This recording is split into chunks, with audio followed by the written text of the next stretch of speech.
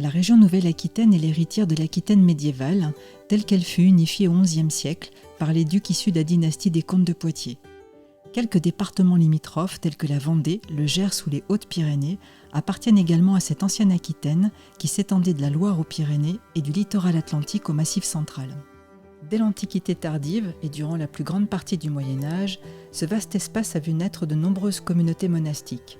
Les unes prestigieuses et dotées d'un puissant réseau de dépendance, les autres, plus modestes, ne réunissant qu'un petit groupe de moines ou de moniales, mais intégrées à des congrégations plus puissantes, qu'elles soient régionales ou affiliées à d'importants réseaux européens, comme ceux des Clunisiens ou des Casadéens de la Chaise-Dieu en Auvergne.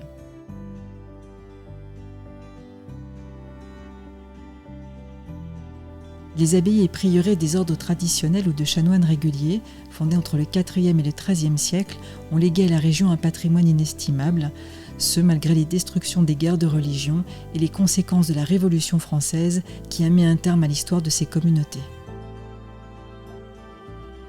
La majorité des anciens sites monastiques aujourd'hui conservés nous offrent un remarquable échantillon d'architecture médiévale et moderne, religieuse et civile, voire militaire si l'on prend en compte la fortification de certains ensembles.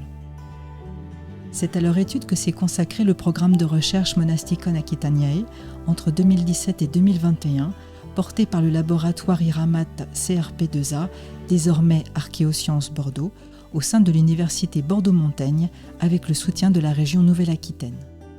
À l'occasion de ce programme, des recherches sur le terrain se sont traduites par des publications scientifiques et des manifestations en partenariat avec le réseau Abbassia. Ce réseau régional d'anciens monastères de Nouvelle-Aquitaine ouvert au public regroupe des sites dont les propriétaires et gestionnaires favorisent leur développement culturel et touristique. Nous vous proposons de les découvrir département par département.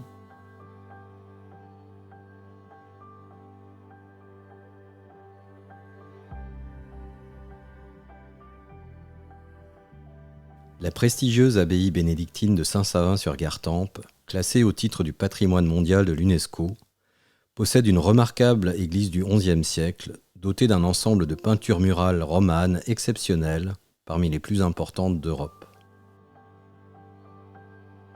La tour-lanterne de l'ancienne rotonde orientale de l'abbatiale Saint-Sauveur de Charroux, qui fut la plus grande église romane de la France de l'Ouest, domine encore les vestiges de l'ancienne abbaye bénédictine, parmi lesquels se distinguent le trésor, la salle capitulaire et les vestiges du décor sculpté du portail gothique.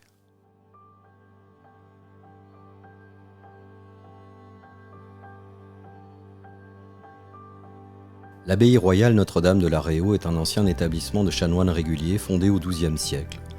Elle conserve les vestiges d'une église fortifiée, témoin des premières formes gothiques, et d'un bâtiment monastique reconstruit à l'époque moderne.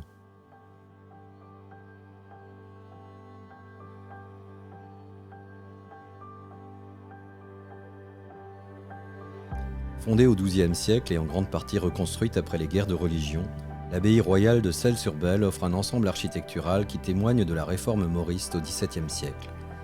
Son bâtiment monastique de style classique s'adosse contre le chevet de son église abbatiale aux formes gothiques.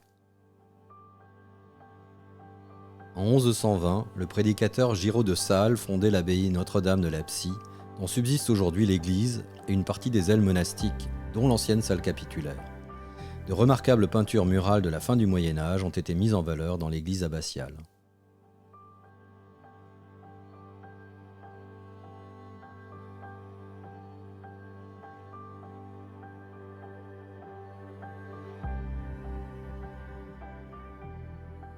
L'abbaye Notre-Dame de Font-Douce doit son nom au cours d'eau qui traverse sa belle salle capitulaire gothique du XIIIe siècle. Celle-ci constitue le cœur de cet ensemble aujourd'hui intégré à un ancien domaine viticole. Une chapelle romane à 2 niveaux s'élève dans l'écrin des jardins du monastère. Implanté au bord de la vallée de l'Arnoux, l'ancien prieuré Saint-Jean l'Évangéliste de Trizay était un établissement dépendant de l'abbaye auvergnate de la Chaise-Dieu. 2 ailes monastiques médiévales ferment encore l'ancien cloître, jouxtant les vestiges d'une église romane qui présentait un exceptionnel plan octogonal.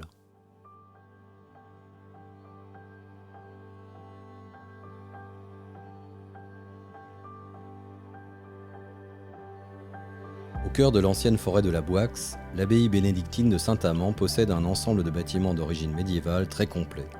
Son ancien réfectoire abrite aujourd'hui un centre d'interprétation de l'architecture romane, dont son église est un brillant témoin.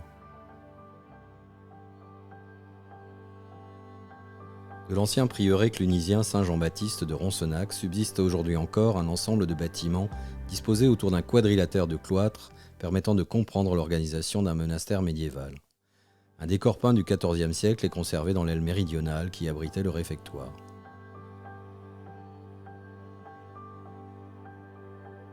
Si l'église Notre-Dame de l'abbaye de Nanteuil-en-Valais ne nous est connue que par l'archéologie, son site conserve deux éléments architecturaux exceptionnels. Une vaste construction romane de plan carré appelée le Trésor, qui fut sans doute une chapelle funéraire, ainsi qu'un bâtiment monumental du XIIIe siècle destiné à l'accueil des hôtes de marque. La remarquable tour-porche romane qui se dresse à l'ouest de la nef de l'église abbatiale Saint-Pierre de l'Éther, dont on conserve les premières travées, constitue le principal atout monumental de cet ancien monastère de chanoines réguliers. Des jardins d'agrément ont été aménagés à l'est du site monastique.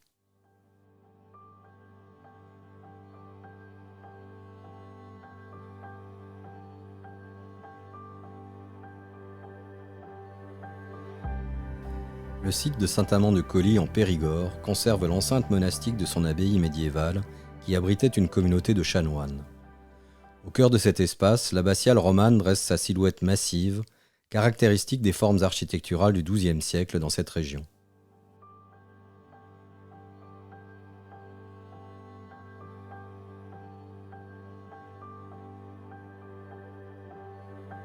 L'abbaye Notre-Dame de la Sauve-Majeure fut fondée à la fin du XIe siècle par l'ermite prédicateur Gérard de Corbie. Malgré son allure de ruine romantique, elle n'en demeure pas moins un des monuments médiévaux les plus prestigieux de la région bordelaise. La fécondité de l'art roman s'y illustre par la richesse du décor sculpté de l'église abbatiale.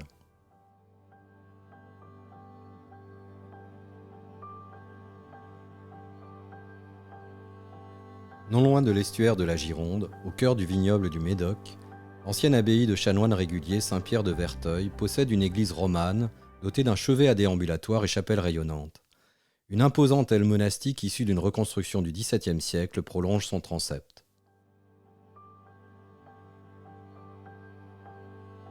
Malgré les aléas de l'histoire, l'ancienne abbaye de Saint-Ferme, à l'est de l'Entre-deux-Mers, a conservé un ensemble architectural très homogène qui illustre parfaitement l'organisation du monastère autour de son ancien cloître.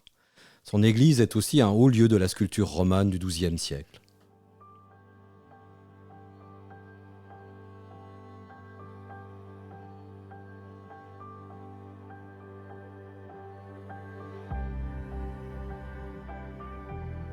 Au cœur du bourg de Saint-Sevé dans les Landes, l'ancienne abbatiale romane, dont le chantier s'est ouvert à la fin du XIe siècle, est dotée d'un chevet à 7 chapelles échelonnées, aux riches décors sculptés qui ne trouvent pas d'équivalent dans la région. L'ancienne abbaye bénédictine présente des bâtiments monastiques et un cloître réédifié par les Mauristes au XVIIe siècle.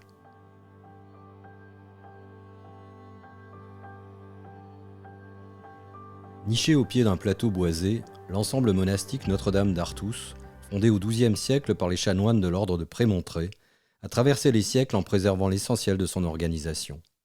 Restaurée et remise en valeur, elle conserve sa vaste église romane, dont l'abside offre de savoureux modillons sculptés. L'abbaye Saint-Jean de Sordes se distingue par la singularité de son site établi sur une terrasse bordant le Gave et par l'ancienneté de son occupation attestée par des vestiges antiques. Son église du XIIe siècle conserve un décor de mosaïque romane et côtoie des ailes monastiques classiques, désormais ruinées, ainsi qu'un palais abbatial de la fin du Moyen-Âge. Bienvenue dans nos abbayes qui vous proposent visites et animations inspirantes et passionnantes.